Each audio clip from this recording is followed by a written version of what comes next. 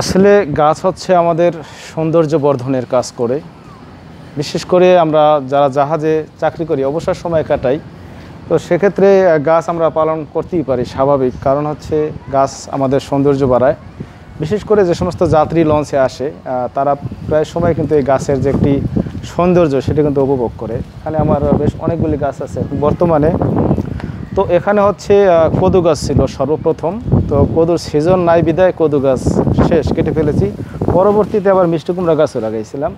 তো মিষ্টি কুমড়ার সিজনও শেষ। এখন বর্তমানে আমার এখানে আছে হচ্ছে বটবটি, যেটা আমাদের বরিশালের আঞ্চলিক ভাষায় বরডি ডাকি। তো এখানে অসংখ্য পরিমাণ হয়েছিল, কিছুটা খেয়েছি। তারপরে আমি আগামীর জন্য মানে ভবিষ্যতের জন্য বীজ সংগ্রহ করব, সেজন্য পাকানোর ব্যবস্থা করতেছি, যাতে করে আমি ভবিষ্যতে লাগাতে পারি। তো তারপর আছে লেবু গাছ। বিশেষ করে এখানে যদি আপনাকে আরেকটা জিনিস দেখাই, এখানে বেলি ফুল, এখানে হচ্ছে পুঁই শাক। তো মজার ব্যাপার হচ্ছে কি, আমি হাসনাবাদ গেছিলাম বাজারে, তো সেখানে ছোট ছোট পুঁই শাকের পাওয়া গেছে।